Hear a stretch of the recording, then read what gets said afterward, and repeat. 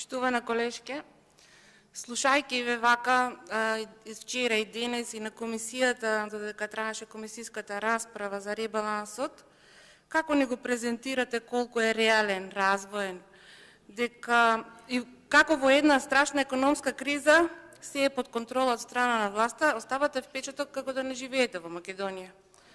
Но само ако излезете и ако се прошетате по продавниците, по бензинските, по меѓународот, можеби ќе ви се просветли и тогаш можеби ќе забележите дека цените на сите производи, не само на оние основните, се недостапни за граѓаните. Качени на високата полица.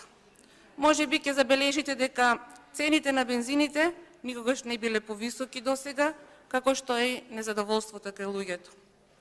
Од една страна имаме двоцифрена инфлација, дури од 14,5%. Цените на горивата плюс 15 денари, односно над 100 денари по литар. Цените на храната исто така. А од друга страна имаме неспособна влада, која не може да се справи со ваквите ценовни турбуленции, но и не сака да ја прифати подадената рака за помош од опозицијата. Затоа, колку се грижите за граѓаните во однос на ова, доказ се секојдневните протести, кои не се ништо друго, туку одраз на незадоволство. А не на тоа дека се среќни и задоволни воопшто од целата ситуација во државата. Ако толку многу сакавте да му помогнете на народот, можевте. Така што ќе ги прифатевте нашите амандмани пред се оние кои што се однесуваат за намалување на акцизите за гориво, како и за намалување на ДДВ-то за храна, како што предложивме до крајот на годината. А што направивте вие?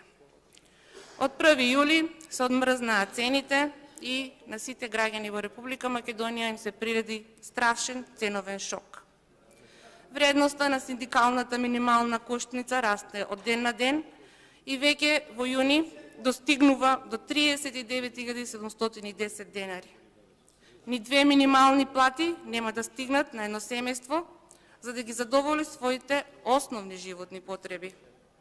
Затоа немојте да ни зборувате дека сте подготвиле мерки за справување со кризата и немојте да ни зборувате дека грижата на граѓаните ви е на право место. Почитувана колешке, овој ребаланс е доказ за тоа дека Република Македонија ни е на чекор до банкрот. Дека економијата ни е срамната со земја и дека посиромашни не сме биле. А исто така е доказ за тоа дека немаме способни кадри кои ќе ни извадат и нема да потонеме. Затоа, што и да кажете,